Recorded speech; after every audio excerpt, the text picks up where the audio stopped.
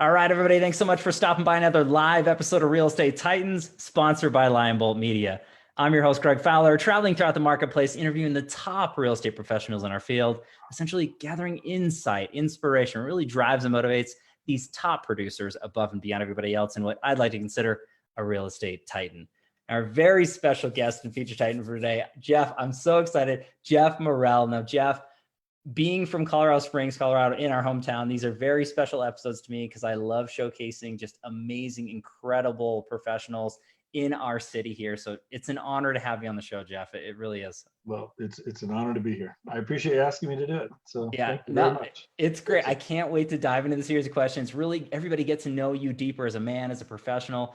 So much experience and expertise, in the real estate world. So if you're ready, Jeff, let's just jump into the questions. I'm ready. Let's go. So the first one being just telling everybody a little bit about yourself. Sure. Well, again, thank you very much for having me on. So, I've been here in Colorado for about 20 years. My wife and I, we just to go back a little bit, I'm from Indiana originally, born and raised. So, crazy story. I mean, really, my senior year in college, I went to Butler University back in Indianapolis, and my senior year, there was a film crew that came to town. And the movie Hoosiers. I don't know if you ever, for sure. Gene Hackman, Dennis Hopper, all that. So anyway, so I ended up working on that movie. I'd always loved movies since I was, about 5 years old, whatever. I can remember all this. Good. So I ended up working on this movie. I was really planning on doing TV news. That's really what I was going to school for. Which I have to say, I'm glad I got out of that. But, anyway, that's a whole other story. But I ended up working on Hoosiers. I graduated, and two buddies of mine, we decided to head to California.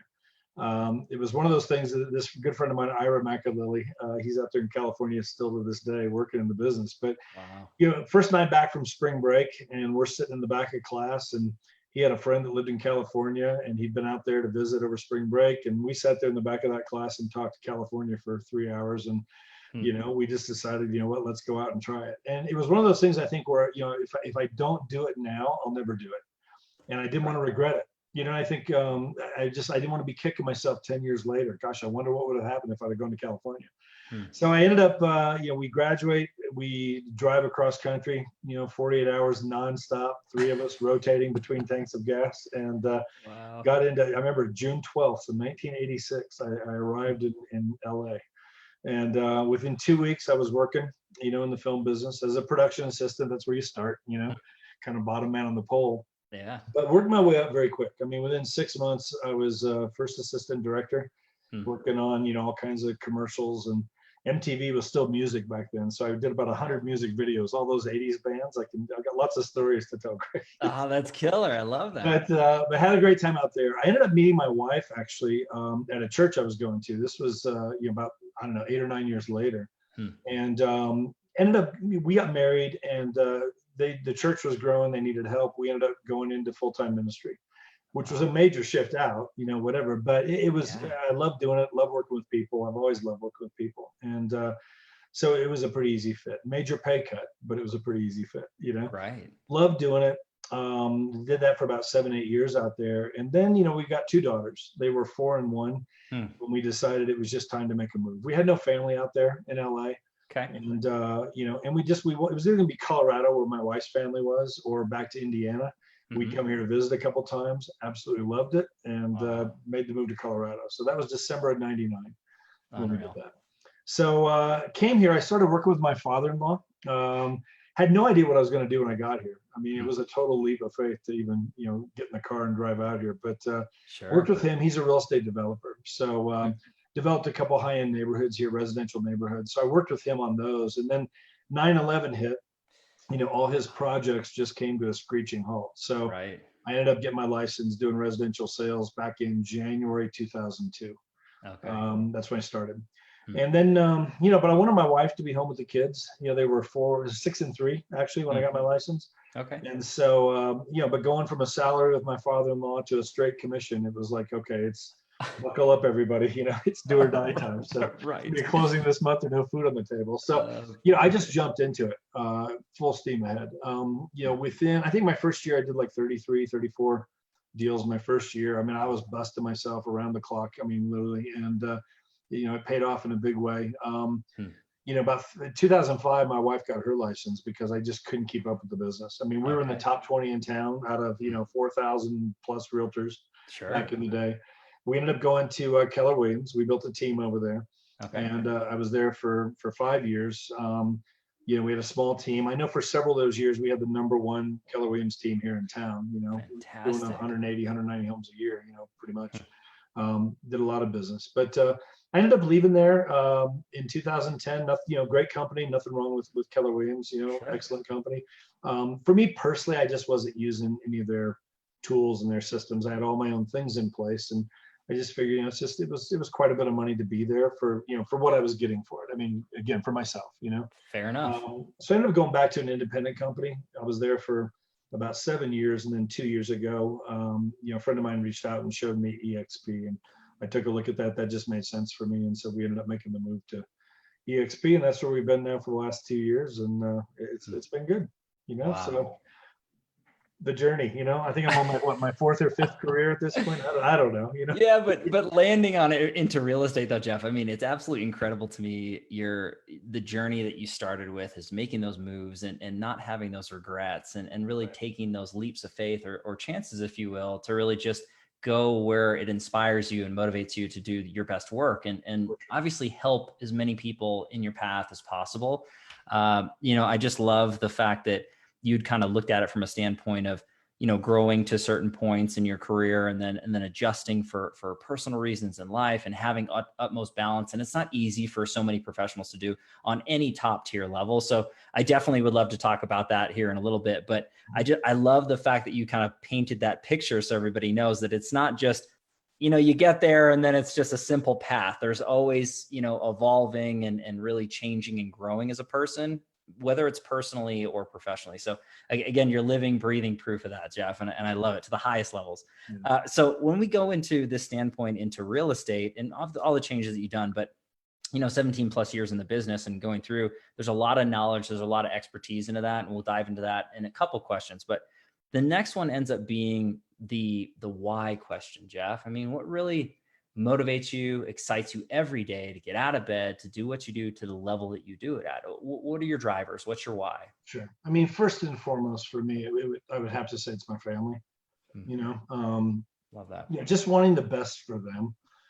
That definitely got out of balance back in the day, and we can talk about that here in a little bit. But Sure. But that's always been the driver.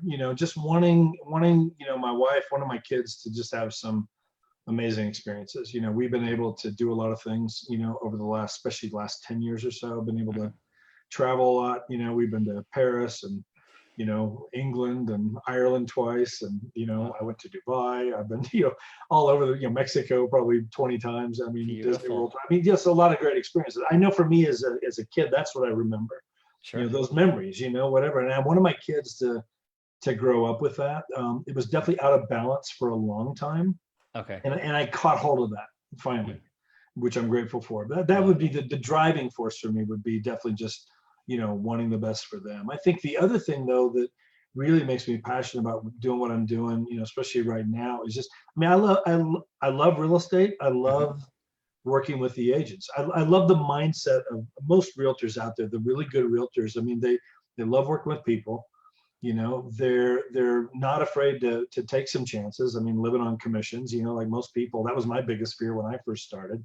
Right. And I remember my broker owner, the very first one I worked with, we had coffee. I remember it was, about 2 weeks before I'm getting ready to start with him. He's like, what's your biggest concern? The fact that I'm going to be 100% commission and my wife's not going to have a job. I'm like, oh my God, it's terrifying. And he just laughed. He'd been in it for 25 years. He said, well, we just got to change your mindset about commissions. He's like, would you rather somebody tell you what you're worth, or would you rather go determine what you're worth? Because you get what you're paid for here. That's beautiful. I mean, you get what you work for. And so I just had to make that shift in my head and everything else. But I think right now I love working with the agents, but I'm passionate about helping agents, I think, get to whatever level they want to get to in their business. Seriously, I love working with them. I had a team for a long time. I've got a much bigger team now, actually, because of the EXP model. But love working with agents to help them, again, get out of the box a little bit, and to, the whole idea of multiple income streams is huge to me.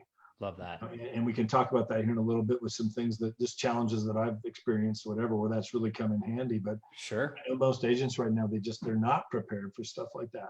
2008, I wasn't prepared for that, and Sure. lesson learned. You go through something like that, and it will change the way you work and the way you think about things, but so I think, working with agents, love that. Yeah. Love how the agents operate and what they do. And I love getting in there, hearing their stories and stuff, but definitely my family, that would be priority number one. I think that's huge, Jeff. And again, for everybody to know you deeper that way, and the driving force is that they're above ourselves, right? Our family is crucially important. And it is truly, to my opinion, the most important thing out there. I mean, it really is that unit. But when you're talking about serving and helping others in the community, your colleagues and your peers, I think that that's fantastic. Really raising the bar for knowledge and integrity and really understanding the craft which you're in. But diving into diversification and setting yourself up for your future and not kind of looking at it short term, but more midterm and long term, I think is fantastic, which I can't wait to dive into a little bit here deeper.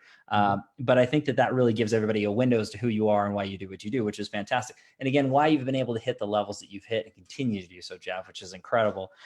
So I do want to shift into this, and this might tie into, kind of growth patterns, things along those lines, but this is actually one of the crowd pleasers. Everybody really tunes in to learn from the Titans and really understand how everybody is growing and scaling their business from whatever level they may be at. So Jeff, if you could look back at your career thus far and pick or choose a few things that you added to your business that took it from one level to the next, what really helped propel you to that top tier? What's that look like for you? What advice would you give out to everybody? A couple of things. I think about 6 months after I got my license, I went to a conference in Phoenix. It was the Craig Proctor conference, which, the agents have been around very long. Most of them haven't heard of Craig. I mean, he's not quite as big as he was back in the day. He was a Remax agent in Toronto. And he still does seminars and stuff. And I would recommend anybody go to his seminar. Phenomenal. I loved it because he was actually in the business, not just somebody out there teaching people how to do the business, but they haven't sold a house in 20 years. There's a lot of those people out there. And again, I can learn from anybody. Those are great things to go to, but I loved Craig's program. I went to his seminar, about 6 months after I got my license. It was funny because the first weekend I had so I get my license and I start up. It's January 2002. It's the first Saturday. I meet my broker owner. He's like, meet me at Starbucks, bring some of your cards. I'm like, okay. So I show up over there. We have coffee. We talk for a little bit. He says, okay, leave your car here. Come with me. So I get in his car. We take off. He drops me off out here on the east side of town in the neighborhood. Wow. And it was kind of a sunny day, but it was still kind of chilly, but sunny and nice Colorado wintertime, not that bad. But he's like, here, it's 10 o'clock. Let's see, I'll be back here at 4. Go knock on those doors. You got your cards, good luck, go get them. I'm like, oh. So I'm out there knocking on doors, and I came back. I'm not kidding. That night, I got back home. I'm like, oh my God, I don't want to do this again. This was horrible. Wow. I've been around for 25 years. I know there's still people that do that and stuff. For me, I just didn't want to do that. I'm like, I've got to get a website. Like he had no website. He was very not tech savvy at all. This is 18 years ago. But I started searching for a website, and I found a good website, success website. It was part of Craig's program. Love it. And so, that website really worked for me, whatever. I went to his seminar and the switch flipped for me completely. I'm here at this seminar for 3 days. You've got some mega agents there, these guys doing $1 million a year and teams of 100 agents, all this kind of stuff, whatever. And I learned a long time ago, you become who you hang around. And so I wanted to be around these guys. Well, he was pushing his coaching program. And, I didn't tell my wife for 6 months because I put 14 grand on a credit card. She's going to be in divorce court. But it worked. I mean, to the point where she had to get her license as well. But, I eventually told her, obviously I was part of that coaching program for 9 years. Wow. Getting that call every 2 weeks, having that accountability, how many calls did you make? How many appointments did you have? Okay, what's the goal for next time? Okay, this kind of stuff. Like that helped me so much, Huge. I learned a long time ago, I think, any kind of sales business, it's just, you got to be out there talking to people. I see people, I used to see people come into, some of the offices and stuff, whatever, they'd just be hanging out in the office. I'm like, get out of the office. I mean, I learned that within my first week, I think, of doing it. I remember just going and sitting up at Starbucks, and I'd be sitting there on my laptop making calls, and I'd overhear conversations going on around me. And seriously, probably, I'd be in there sometimes for 8 hours because I had no business at that point. I'm just getting started. But I remember taking my business cards, and I would probably about every hour. So I'd just get up and I'd walk over to that table and, hey, excuse me, just real quick, I just want to introduce myself. Here's some of my cards, if I can help you out, if you know anybody, I'll definitely, give you a thank you gift of some sort. If, whatever, we'll work that out. And if you send somebody to me, and my first deal actually came from that, I ended up there was a military couple that were getting transferred out of state and needed to sell their house. And that's what happened. It was through a business card at a Starbucks, and that got the ball rolling for me, but getting out of the office was huge. But that coaching program was phenomenal for me. I could not recommend that enough. Having that accountability, So yeah, Jeff, everything that you're talking about is extremely, applicable for anybody who's watching or listening to this. When you're talking about really basing it off the fundamentals of hiring the right people or surrounding yourself with the right people, whether it's a paid coach or it's a mentor or an affiliation group of some sort, people who are driving you, motivating you to have accountability, to really stay consistent, I think is phenomenal. I really appreciate what you said about working with people who practice what they preach. There are a lot of gurus. There are a lot of coaches who have been detached from the industry for quite some time. I think that working with people who walk the talk and practice what they preach, I think is crucially important, and really surrounding yourself that way. To me, the beginning story, what you're talking about is your initial broker, and that person just dropping you off like that. Yeah. It's such an incredible visual story. And I'm sure that there's so many people watching or listening that maybe that happened to them, inadvertently. And I think that that just kind of goes through your thought process of innovation. You experienced something and you said, you know what, there's got to be a better way. So even then, from the very beginning, your thought process was innovation. Your thought process was out of the box. Your thought, how can I take this and do something else? And that's such a continual note through the Titan series. And so many professionals like you, Jeff, who just really get it. It's not doing what everybody else is doing. It's looking at it from a different perspective. How can it be done better, faster, smarter? And not just for yourself, but for your consumers, the clients, and the team that's around. So I love that you're mentioning all these different things. And I think doing stuff, Greg, like if I can just jump in, I think, like again, like one of Craig's big thing, which I think is so key, how do you make yourself stand out? There's 4,000 realtors here in Colorado Springs. Right. I got a friend down here in Phoenix. There's like 30,000. Denver. It's just, how do you make yourself stand out? Why should a client hire you instead of somebody else? What makes you different? What makes you stand out or better or whatever? Sure. So one of Craig's thing is, again, the USP, unique selling proposition. So he had tons of those. And, just different things that you could pick that would, kind of resonate with you. And then your coach would work with you how to adjust that and make it work for your market. Like one of the things that we did, we still do this, we had an 18-month buyer guarantee. Okay. So any buyer that would work with us, we give them 18 months after they close on the house. If for any reason they're not happy with the house, they wanted another bedroom on the main level, or it's too far of a drive to work, or the next door neighbor's making them crazy. Whatever, we would either buy the house back from them, or we would sell it for free. So they could find the next house. Now, there's conditions on that. It's your program, little asterisk, some conditions apply, whatever. Yeah. But I never had to buy a house. But I will tell you, I can't tell you how many buyers that they're getting emails from 5 or 6 agents. And I would always mention, like, first of all, I'd always do something like, just like, I have no idea what the other agents are sending you. And again, if they were signed on with somebody, I'm out. Like that's right. Hey, you got a great agent. Good luck. Whatever. If anything changes, let me know. Sure. But if most of them, they haven't signed on with anybody, so they're still fair game. Well, I don't know what those agents are sending you. Just so you know, our list includes all the foreclosures, all the pre-foreclosures, the divorce sales. Now, they're probably getting all those listings from all those agents too. But if the other agent hasn't explained any of that to them, and they haven't signed on with anybody, to me, it's like, whatever. They'll be like, okay, well, sure, you can send me your email. So I would do that. Then I'd always let them know, just so you know, also, we have this 18-month guarantee. And I would explain that. And I can't tell you how many appointments I got out of that. Wow. That they're going to sign on with me, and we had it in writing. It was all explained out to them, and sure. I was there ready to do that if we needed to, I never, it was going to be very rare if I'd have to buy a house back. Again, there's conditions there to do that. Right. But selling it for free, that was an easy thing to do. Like, I was going to put no listing commission on it for the seller. They Yeah. don't have to pay me. Okay. We do have to give a percentage. In our case, we did 3% to the buyer's agent. Okay. But then, they have to be buying another house with me.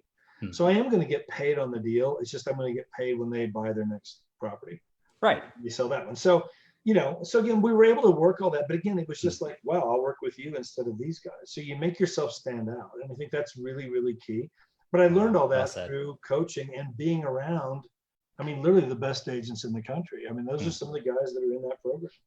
Well, and I like what you mentioned there too, as well as the best in the country, not just the best in our city or our state, but we're talking about the best of the best. And there's so many professionals who are watching and listening to this right now, and maybe their masterminds aren't super strong in their current location and can't figure it out. But there are so many wonderful real estate professionals around the world who are willing to share that they can look and strategize different ideas and implement to your market. And, and it comes down to it. There are very few original ideas, and it's this old adage: there are no great ideas, only great thieves. So if you look at it from that way, it's how are we taking what Jeff's doing and saying, I really like how Jeff does what he does. He's a true pro. I really like these ideas. How do I take some of that and make it my own in my market, right? And then always evaluate and kind of grow and stronger. And I think that's perfect. And there's so many different takeaways. The last thing that you had mentioned too is, about being in the office. If it's a meeting, a sales meeting, team meeting, whatever, if you're hitting the phones, you're sending out emails, responding, but otherwise you're right. You can do a lot of that outside. Get out of the office. Be involved in the community. I think that's crucially important. So there's just so many takeaways and so many beautiful nuggets. Before we move on to the next question though, Jeff, I want to dive a little bit deeper because you are a man that really understands diversity and really just how are you looking at different income streams and to speak to the real estate professionals who are watching or listening to this, like what should they be doing? And not necessarily just looking at it from today and they're doing well, but what's their future look like? What's long-term look like? If you can share a little bit about that. Right. Well, I think, a couple of things. Rental properties. Again, we're in this business. I think, definitely, great way to get some, I think to be looking at that for sure. Mm-hmm. How to get, diversify yourself with that, get some income coming in there, from there. Sure. There's a lady here in town, and I'd be more than happy to share that information with some people too. Kelly Fasterling, she's a realtor here, but she's also a financial planner. Oh, very cool. She has a program out there. She works with a company out of Utah. I think it's Done For You Real Estate, but it's actually pretty cool what they're doing. They've got investors and realtors they work with all across the country. They're a regular real estate office out there in Utah, but what she's done is you come up with your 20% down for your first property. Okay. And, like with them, like they're buying properties right now, like in Indianapolis, I think, somewhere in Florida, I want to say Detroit. There's 5 or 6 cities, and they're watching all these markets. And so, they'll buy a property. She comes up with her 20% down plus a fee for this other company that Done For You. That's how they make their money. They will watch it over time. You're getting the rent coming in. They manage everything. They rehab it, do all the stuff. They'll either refinance it and pull that equity out, or whatever, get it to a point where you've got another 20% out of that property to go put down on the next property. Okay. Now you've got 2 properties working for you. Love so that. Now you're watching those, and when it's ready, you pull 20% out here, enough to go buy the third property. She's up to, I think, 10 or 11 properties, but what I love about it, she's never seen one of them. Wow. Because they're all in other states, whatever. And again, it's Done For You, whatever. So that's a cool idea. That's something I've been talking to my kids about because I want them to get going. We're going to be doing it. I've got a couple other young realtors I'm working with here that I'm like, just keep working it, keep banking up that money. Let's get your 20%. So now you can go get a property. And again, you could do that locally, but I do like that idea too. Sure. Where you can kind of spread that around. I know the first broker I worked with, he had like probably 20 properties, and they were all, most of them were paid off. He had like several he was paying on, but here's all this rent coming in every month. Well, every year he would go, pick one and he would go sell it.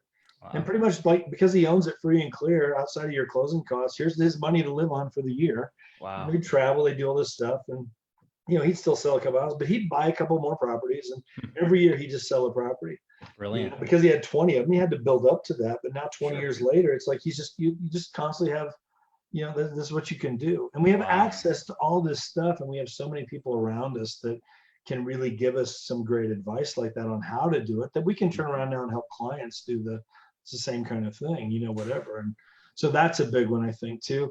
I know, just, and not to push on this too much, but at EXP, I mean, because we have, we get stock bonuses, with all of our closings. I mean, like right now, I've been here 2 years. If I didn't have a closing for the next 12 months, like I've got stock that I could use to get through, this whole thing, whatever. So that's big. There's a revenue share side to this. It's the Keller Williams model, profit share over here, but it's I have to say, it's a richer model because it's revenue share. It's just nothing wrong with that one. It's just a different model. No. We have no brick and mortar, costs, so we can afford to do that. And so that piece of it has been, it's only about 5% of the agents. We get accused sometimes, all you guys do is recruit. I mean, every company out there is trying to grow. I don't care what company it is. If they're successful, they're trying to build it, Yeah. But it's only about 5% of the agents that are actively, reaching out to other agents. And so, but that can be a very lucrative thing as well. I just think it's good to have, the multiple income sources. I was with an agent this morning and we got together. He called me up, and just good friend. We were just catching up and having coffee and talking about stuff. And he met with his financial guy here yesterday. And he said, man, this guy's all set. He's done very well. He's retired military and he's got a great business. He does about 11 million a year in business. So, decent producer, whatever, doing well. But he met with his financial guy yesterday, and he said, man, I cannot tell you how many realtors I've met with, in the last couple of months who are hanging by a thread. Wow. And so it's just, you got that 80-20 rule here. And, it's just, it can be challenging sometimes breaking into that 20. I mean, I think we can all do it. Most just don't have the drive to do it. Well said. They don't have the desire to do it. Their why isn't big enough. They get into it thinking this is going to be a cakewalk because, when real estate's on fire, they don't realize it's on. There's nothing to sell. That's why. Oh gosh. So, I mean, the truth. It can be so deceiving in that sense. But I think you got to do what you can to, again, get out of the office, go meet people. Get your cards out there. Be active with it. Talk to as many people as you can. It's a numbers game. Wow. But along the way, you build that, and then you start getting you got to diversify that. You have to, I think. Yeah. Well, what you're saying there, I mean, it hit on so many different notes, and hopefully I'm not throwing you under the bus, but if anybody's loving what they're hearing or seeing right now through Jeff, please reach out directly to him. I'll have all of his contact info below. He'll be tagged in everything. He's an absolute wealth of knowledge, everybody. So there's so much that you can learn, whether you're in real estate or not. But again, I think that's fantastic. So Jeff, I know the list can go on and on and on with the nuggets here, but I don't want to give everybody everything. So please reach out to this man, follow this man on social media for sure, for more information. And again, how to really grow and scale your business that way. But I do want to shift gears in this particular question, Jeff, through this series. It's the tricky part. It's the challenge question. Now, I never take this lightly. It's always difficult to kind of share or air things out in front of everybody. However, we all have challenges in our lives. No one's exempt, whether it's been in the past, we're dealing with it right now, or we haven't experienced it yet, but no one is exempt. And whether it's personal or professional challenges, I think that it's more so what we learn and what we can grow from and share that truly matters. Not to downplay pain or sorrow, because it's never a good thing to experience a bad thing, but if there's something that you could share with everybody out there, whether it's personally or professionally, that you overcame, became stronger because of it, what's that look like for you, Jeff? Yeah, no, I mean, I don't know. The first thing that comes to mind, I mean, 2008, that was brutal. Right. We got through it, and a lot of the, most of the good agents did, I think the strong agents, but I remember, man, there was talk about a weeding out process. And of course that lasted for about 3 years, something like that, before we really truly, pulled started out to some degree. But I know as a team, I was at Keller Williams at the time, my team, we were having 15, 16 closings a month as a team, I'd have my 2 or 3, whatever, but here's the team closings. We went from having 15 closings a month to 1. Wow. And 2, I mean, literally overnight. It happened fast. And, I got 3 people on payroll, I felt so responsible for my agents. I mean, here's, one of my agents, single mom, great agent, but all of a sudden she hadn't had a closing in 3 months. I mean, I'm losing sleep at night. It was just felt like, oh my gosh. And, for me as a team leader, what happens? Like my marketing cost goes up because I'm trying to do everything I can to find a deal, somewhere, a lead, a good lead. I mean, so it was challenging, but we got through it. You learn, I ended up jumping into short sales. I'd done a couple prior to that, but I became an expert in short sales. They were brutal. Oh my, I that at all. Oh, But, boy. man, that was probably 90% of our closings for a couple of years was the short sales. Wow. So again, champions adjust, Yeah. I mean, it is Well what said. it is. It was out of our control. There's nothing we can do about it. I mean, I think even what we're going through, I think we're coming out of this pretty quickly. I think For sure. we haven't slowed down at all in our business, but Mhm. I mean, go back 3 months ago. I mean, I don't know, we were all fired up for summer. I mean, we weren't thinking we were going to be in quarantine for 2 months, and then all of a I don't sudden, think anybody saw this coming. this is like, I'm like, can we just hit a button and go to 2021? Yeah. Is there a fast forward button here somewhere? Skip over this? I know. Yes. My goodness, that's crazy. But we weren't ready for it. And I think, just to hit one other thing, I go back, to about 5 years ago. In fact, it was about 5 years ago last month, I think. Okay. I go in just annual checkup, and just go to the doctor, get, blood work and just different things, whatever. And come back, and there's like one of the things they've been watching for me was, this was it the PSA number? I forget the number. It's prostate. So the number they for prostate, stuff. So I think it's a PSA number, if I'm thinking that right. So they wanted the average, they needed to be about 4.0 or below. This is the number. So, when you're 50, you start having these tests and different things. Well, anyway, they've been watching it because my dad had prostate cancer. My grandpa had prostate cancer, and it tends to be hereditary. It tends to run in the family. So for me, several years, I'd go in and be, 3.8. 1 year was like 4.1. They're like, it's okay, whatever. Next year, 3.9. Well, then I go in here 5 years ago, and it's like 6.8. So they're like, it's not conclusive, whatever. We've seen it as high as 18 or 20, and there's no issues. So we don't know for sure. Okay. But we recommend you go into a specialist. Let's get this looked at. So I do, and it comes back, sure enough, hate to tell you, but you've got prostate cancer. Gosh, Now, we caught it early, so it's all good. I had surgery and everything, and, clean bill of health since, but I will tell you, for about 6 months, I had no closings. I did no real estate, out of choice. I mean, and part of that, again, going back to what we were talking about a few minutes ago, I had income coming in from other sources. Sure. Another business that my wife and I have that we built over the years, our couple rental properties. We had enough income coming in where the finances wasn't an issue. Okay. Which, and that's where I think, until somebody goes through something like that, where again, I'd rather have a backup plan and not need it than need it and not have it. Absolutely. And I think that we're not ready sometimes because life happens. Again, what we're in right now, whatever something in your family, or the diagnosis that you weren't ready for. I mean, none of us plan on any of this stuff, and God forbid it, any of it. But it's going to happen. Like, there will be another 2020 here, down the road. I don't know. Hopefully it's not a pandemic, or I don't know. There will be something, whether it's 2 years from now or 8 or 10 years from now, there will be more. Right. And that's one thing I got out of 2008, and that experience is like, shortly after, we bought a rental property back then, and some other things. Another business that we started building that was completely outside of real estate, because it's like, if something happens here, we need to be ready the next time. And so all that came together 5 years ago, where we just didn't have to have a closing to get through it. Now, doesn't mean it's not a little tight or something, but we're not losing sleep at night over our finances. Sure. And stress there. And Well, you can't put a price tag on that. I'm just telling you. But you're living that experience though, Jeff. And again, I mean, the things that you shared, thanks so much for doing that. Because again, it's not easy to do, but it gives everybody so much point of relief and understanding that the best and the brightest, we all go through different things just like everybody else. And I think that it's looking at it from the mentality of adapting to really change, right? 2008, you said, hey, 90% of our business is now short sales. We figured it out. We became that expert. You didn't just say, oh, well, let's just give up now. Let's switch. Let's kind of jump ship.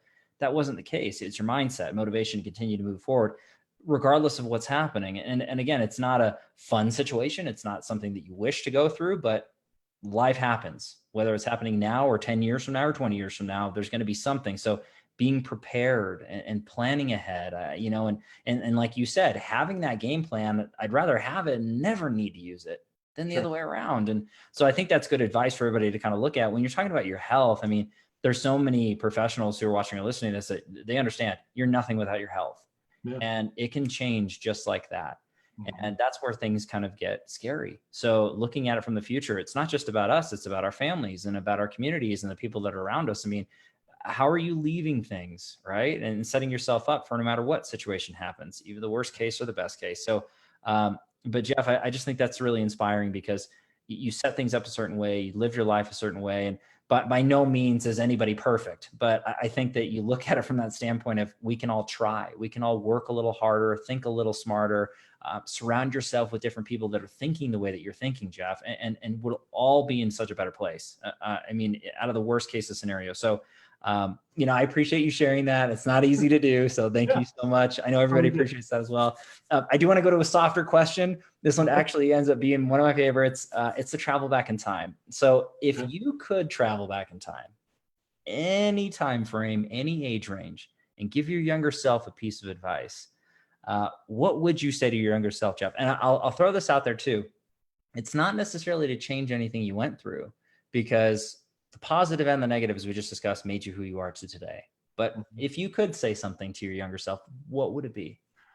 I mean, a couple of things. I go back, even just 10, 11 years ago. Okay. With this business, because I was so driven. Like I've always kind of been that way. Like if I'm going to do it, I'm going to do it. Like I remember when I first got into real estate and I'm reading like, okay, the average realtor does whatever, 6 deals a year, whatever it is. And I was like, 6 deals a year. Like, like, what's that? Like if I'm going to do it, I'm going to do it. Like, I'm not here to do this. Like, awesome. Whatever. And so I'm just like, that just doesn't compute to me. Like I'm just, so it's a strength and a weakness. I will go full tilt till I get to where I want to get to. I will. Now, at the same time, I've done that in the wrong way, in the sense of just at the expense of other things. Sure. My health, my marriage, my kids. Now we're still married, 26 years. I mean, it's all good. But I will tell you, major challenges, because, there was that period of time where it's like the family, definitely took a back seat, and again, I go back to 2008, 2009. It was funny because we had just moved into a new house like about a year earlier. I mean, we were having, I would find checks on my desk here. Like I'm digging through papers, cleaning up, and what, oh my gosh, there's an $8,000 commission check, and I'd have to call the title company to reissue it because it had expired. Oh like, I mean, my gosh, a great problem to have, but it's like, what, so we're just, we moved into the new house. It's like, all this stuff. Well, then the bottom falls out. We're not ready for it. It was crazy, Bill. But I'm working all hours of the day and night. Well, we just went through that where it's like, whatever, I come in and it's like, how was your day? How was your day? Okay, everybody's good. Okay, if you need me, I'll be in the office. I'm sitting in here eating my dinner, 8 o'clock at night, whatever, on the phone, answering issues with inspections and putting out fires and whatever, and going to bed long after everybody else is, and up in the morning before everybody else is. And I'm like, oh my gosh, my wife is, here, let me introduce you. Here's your daughter. Oh, that's right. I have a kid. I'm like, oh yeah, right. It's so like the priorities. If I could go back, that would be one thing, definitely. Okay. Like just getting a little more like balance. I was so out of balance back then. And again, I think you got to do what you got to do to make it work. And for sure.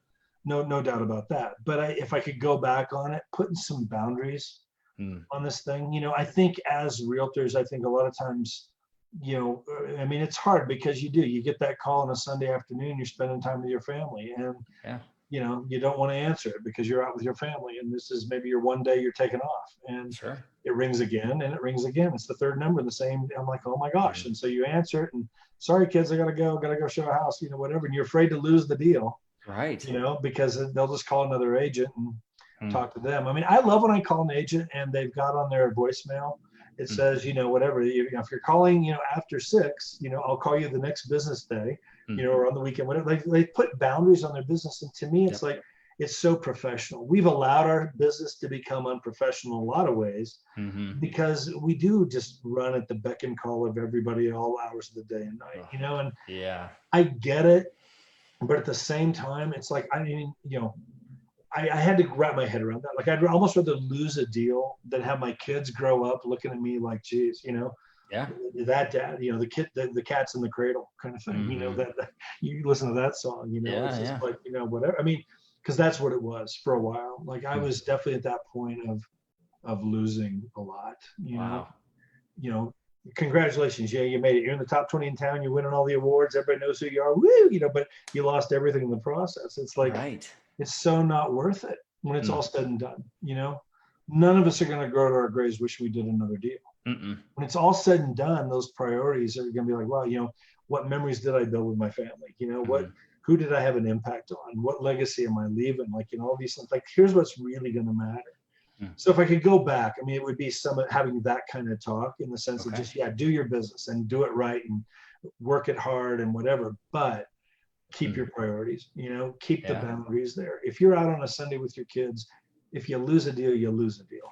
Right. Don't worry about it. I feel like God will turn around and bless you with 2 more deals, because Mm-hmm. you just, you didn't panic and feel like you had to be at the beck and call of everybody at all hours of the day and night.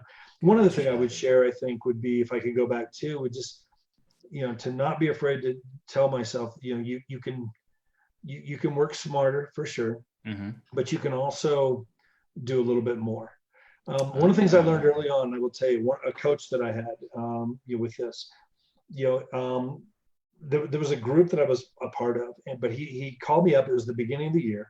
It was like in fact, it was January 1st. It was New Year's Day. This goes back 5-6 years ago. He says, okay, he says, I've thought about it, and I want to include you in this group. I'm talking about 25 people. There's actually about 100,000 that I could call, but I've narrowed it down to 25, and you're one of them.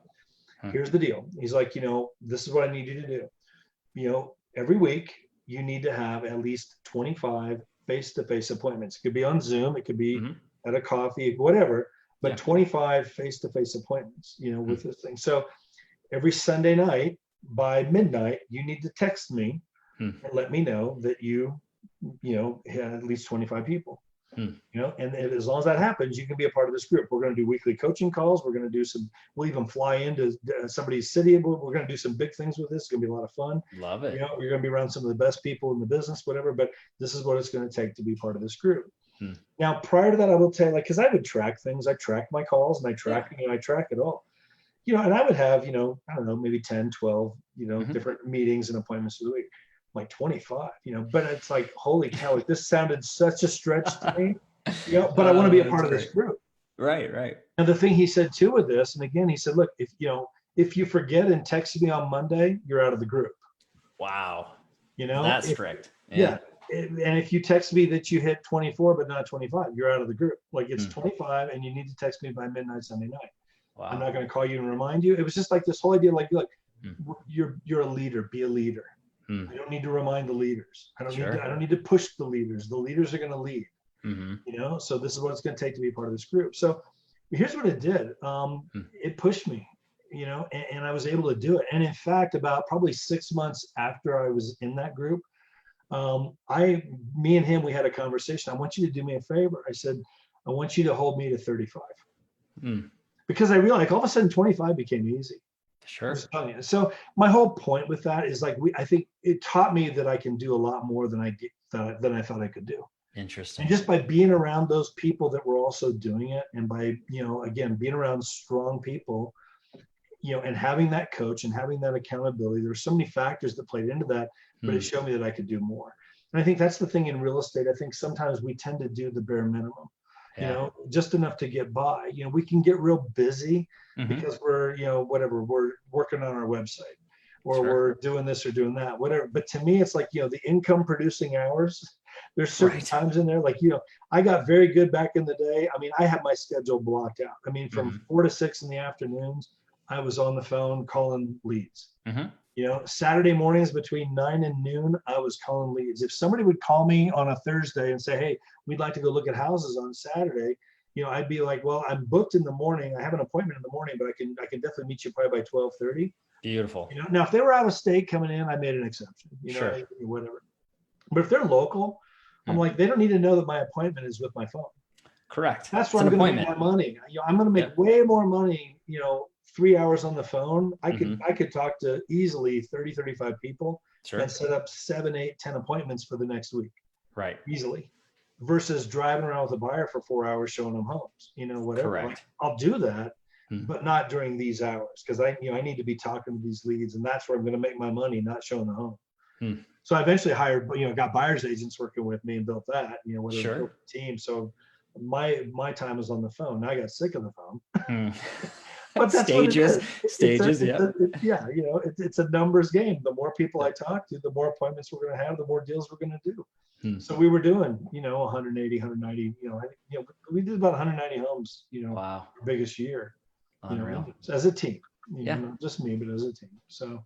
But Jeff, what you're mentioning in there, I mean, there's so many applicable pieces of advice. And again, not just for your younger self, but everybody that can apply now, because we can't go back in time. We can't advise our younger selves, but we can act today. Those things that you had mentioned, we can do today and into the future. So having that balance and really looking at it from perspective is, you kind of had two sides of that coin. One is to really focus on the prioritization. What really matters is your family, and know that it's okay to say no. It's okay to turn business away, because you have to focus on what really matters. Because like you said, at the end of the day, you're not going to wish you did another transaction. You're going to wish that you had another conversation with your daughter. For sure. You're going to wish that you had a meal with your friends and it was uninterrupted. The money's going to come and go, but those memories and those real relationships, that's priceless. There's no money that you can put on that. And the earlier we all recognize that and understand that, the better. However, for us to live a certain way and provide for a family and grow, you do have to produce. But it's that working smarter, not necessarily harder, and then time blocking and managing and really setting those boundaries and expectations. I think that's the ticket. If someone's looking for a silver bullet or something along those lines to really do it, if you try to balance and figure that out, work real hard, get it done. It's not easy, but take the time that's necessary for yourself and for your family. It's not going to be a burnout sort of scenario. There's so many people that just burn it at both ends. They work real hard. They run real long for 5-7 years, and then they die. They're just done. They're toast. They can't do it anymore. And then, like you said, the relationships are gone. They're an absentee father or mother, right? And the relationships are just shattered. So I think that to have the opportunity for somebody like yourself to say, just take a step back, look at it, understand that this is a life and you got to prioritize. Everybody's going to be better off for that. Period, Jeff. That's beautiful advice. It is absolutely beautiful advice. Through one of the best and brightest. Again, it's an honor to have you here, Jeff. This is incredible. So I do want to go into, we have 2 questions left and we're almost done. So this is actually the feeding in the mind portion. This is another crowd pleaser because everyone wants to learn the way the Titans learn. So at the end of the day, how are you feeding your mind, Jeff? If it's books you're reading or have read, podcasts you're listening to or enjoy, conferences, you already mentioned, coaching programs, things like that. But again, at the end of the day, how are you feeding your mind? How are you growing? Sure. Well, several things. I start every morning. I get up every morning and before any appointment. If I have an 8:00 appointment and I need to leave by 7:30, I always just back time it, so I got to get in the shower by 7. So I got to get up by 6 so I can have my coffee and read, every day I'm reading, for at least an hour, in the morning and sometimes more. Okay. I start with the Bible for myself. I do read the Bible every day, but then other books, I love to read. Oh yeah. If you're listening, there are bookshelves on both sides of Jeff's office. I'm running out of room. Like they're stacking up now, but I got to figure out how to do that. But I love to read. I think, there's just such a wealth there. I love, one book I'm actually reading right now is, it's called Get Your Life Back. It's by John Eldredge. Cool. Which is more of a Christian writer, but it's so applicable to what we're doing. And just, again, the balance, it's just that whole thing. And so that's a really good book. I love his stuff. But, when I'm driving around in my car, I've got an account with Audible, and I just find I rarely listen to music. My wife and I'll go out on a date. We got music on the car. Right. Every so often, if it's just maybe a stressful day or something, I'll put on a little music. But for the most part, for me, honestly, like, my car, I take advantage of that. All the way down south to this appointment I had this morning and all the way back, for an hour, I'm listening to a book, That's awesome. And so I like Audible, I take advantage of that in a big way. Mm-hmm. There's one I listened to here recently. It's called, it's how to win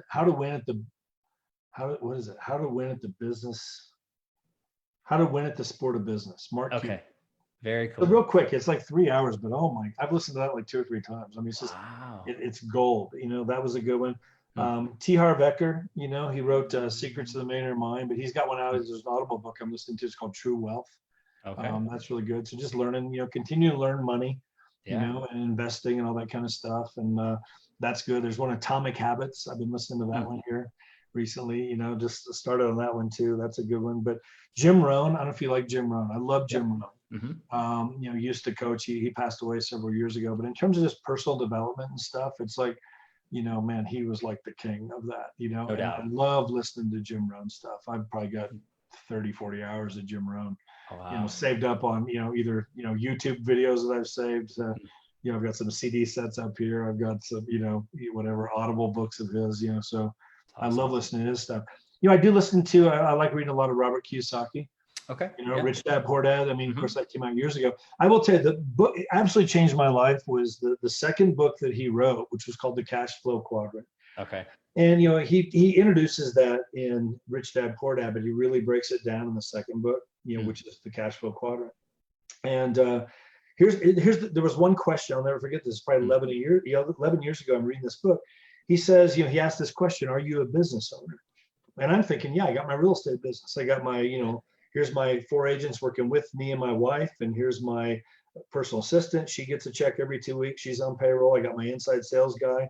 He's on payroll every 2 weeks. I got another assistant, transaction coordinator that I'm paying per deal, all this stuff, whatever. Here's my real estate business. He says, well, here's the test. Can you walk away for 1 year with no contact whatsoever? No emails, no phone calls, nothing. Come back in a year from now and your business is still there, or it even grew while you were gone. If you can answer yes to that, you're a true business owner.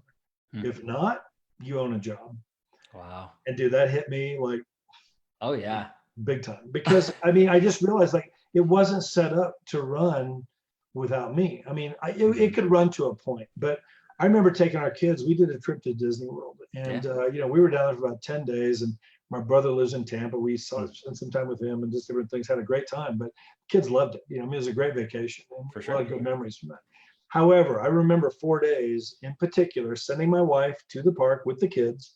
I'll call you when I get there, because what am I doing? I'm on my laptop in the hotel room putting out fires. Wow. Dealing with inspection issues, dealing with contract issues, answering questions for the agents on my team about deals they've got going on, whatever. I remember standing in line, we're like next to get on the ride. I'm on the, Dad, I'm like, let him go ahead of you. I'm almost done. I'm like, oh my God. Like, like I'm not on vacation. Oh, no. I just moved my office to Orlando. It's like, oh my God, I'm stressed out of my mind. I know what I'm coming back to, whatever. So, but I just remember that book and that whole idea. I'm just like, I've got to build this differently.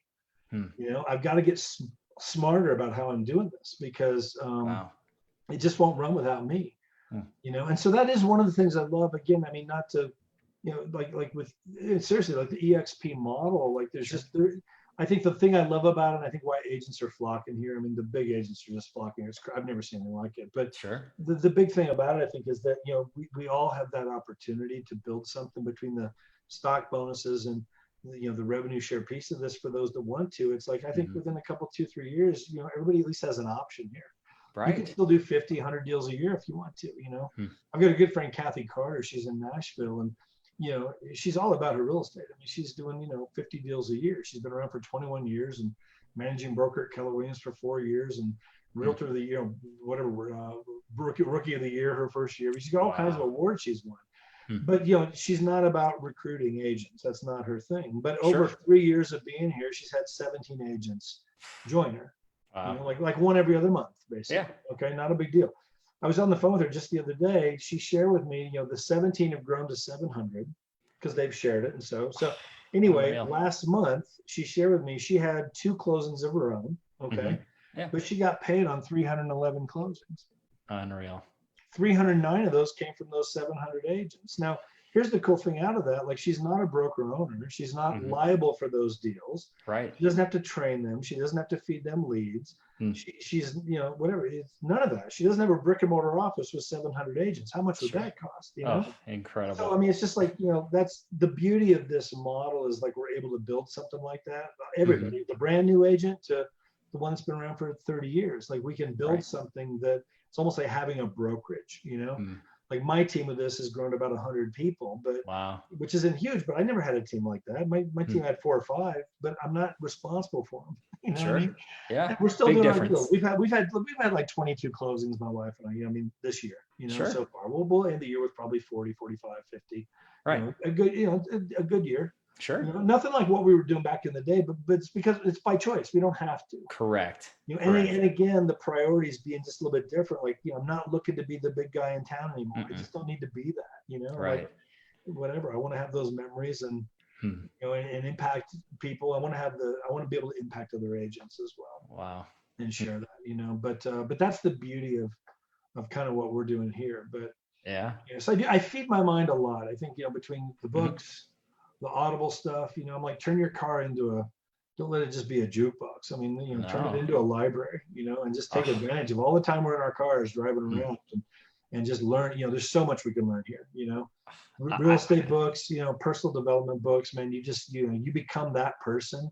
Your income will keep up with that. Well said. I Jim, think Jim Rohn has that. Jim Rohn has that quote. It's like, success isn't something you pursue. It's like, it's almost like it follows you. You know what I mean? You become this person, and then success will follow. It's just like, so it's not the income will follow, because you become that person. Yeah, and I think that's true though, Jeff. When you're mentioning from so many different sources, from the physical books to the audio books to surrounding yourself with these people and having these conversations and just constantly feeding your mind, and it's that the learners are earners, right? I think that's so true, and coming from somebody like you, Jeff, is absolutely incredible. And this has just been so chock full of amazing information, takeaways, really understanding who you are as a man, but then really just applicable knowledge for anybody who's watching or listening. So I know that everybody's just super excited to pause this, rewind this, reach directly out to you. I mean, Jeff, this has just been absolutely incredible. I do want to wrap everything up with a final question. Okay. And this ends up being the quote or mantra that sums you up as a man, as a professional. What's that look like for you? I mean, there's one out here, because I've had this on my phone for years. Let me pull this up here, because it's, I've got it right here. I've had it as my screenshot even sometimes. I love this quote. I mean, It's a James Michener quote. Okay. And maybe you've heard this, the master in the art of living. You ever heard this one? So the master in the art of living makes little distinction between his work and his play, his labor and his leisure, his mind and his body, his information and his recreation, his love and his religion. He hardly knows which is which. He simply pursues his vision of excellence at whatever he does, leaving others to decide whether he is working or playing. To him, he's always doing both. Wow. I love that quote. Like, that's kind of been my thing. Like, again, because if you really are enjoying what you're doing, you hear that quote, it's not, you don't work another day in your life. Sure. Steve Jobs, whoever said that. There's a lot of truth to that. So that's been kind of my thing. Like, I want to really enjoy what I'm doing, and I'm not. And the other thing too is like, just, to not be afraid of getting uncomfortable. Whatever life happens outside of your comfort zone, I mean, that's the other one. Because there's been so many things I've done that just were just a total leap of faith. But I get people like, oh my God, you're so lucky. I'm like, no, like, luck has nothing to do with it. Oh my gosh, whatever. I'm just like, here's what I've done, and whatever. I remember when I was at Keller Williams and I trained there several times, and I love doing that. Again, I love working with the agents and stuff. But I would have some agents like, oh my gosh, what are you doing? How are you selling? You and your team. Oh my God, 150 homes a year, 100, whatever. How are you doing? I'm like, well, I'm paying, $14,000 a year for real estate coaching with Craig Proctor. I go to, the two Keller Williams events. I go to the NAR conference. I go to 3 Craig Proctor conferences a year. Like, here's, here's what I do. I'm spending about, $10,000 a month in marketing, and I had a big team at that point, or whatever it was, even more than that sometimes. Sure. Oh my gosh, I would never do that. Well, okay. I mean, you asked. I mean, here's why you're doing 6 deals, and here's why I'm doing 100. Whatever. You got to go after it. Like, it is what it. There's nothing comfortable about a lot of that. You build to that, but not being afraid to step across that line and get out of your comfort zone. I've been able to have some amazing experiences and go to some amazing places, and whatever. Flying a paramotor over Dubai to skydiving to scuba diving in Cancun. It took a 30-minute Mexican scuba diving lesson. Wow. God, don't do it. I'm like, no, whatever. Like, why not? Now I got some scuba equipment in my garage. That's my next thing. I want to get licensed, certified, so I can go do it like permanently. Awesome. But not being afraid to try stuff, because man, there's so much life out there. And I just think so many people that's like, they're just in this little bubble and they're in this routine, and this is how it is. And I'm like, next thing you know, 30, 40 years are gone. It's like, what happened?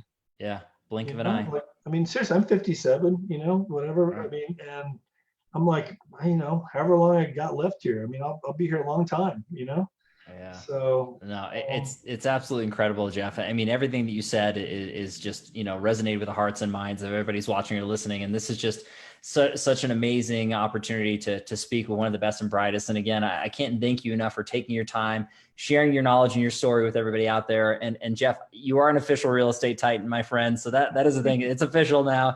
But thank you again so much for your time. It was awesome. Thank you, man. I really appreciate it. Thank you for all you're doing too. I mean, I appreciate you. I love watching these and listening in on these as well. So thank you. It's an honor. It's an honor on my part for sure. And I want to thank everybody out there as well, as always, for your time and attention, your love and support. If you like what we're doing here with Real Estate Titans, don't forget to like, subscribe. You know what to do at this point. I do have to give our sponsor a quick shout out, Linebolt Media. If you are in real estate, you're looking to grow and scale your business digitally, really looking at it from the standpoint of exposing yourself to the proper markets, buyers and sellers, automating and leveraging, go to lineboltmedia.com, take a look at that. So we are live here with Real Estate Titans every Tuesday and Friday afternoon, a different Titan, a different location. Catch everybody on the next live episode of Real Estate Titans. Take care. Thanks, Jeff. Thank you.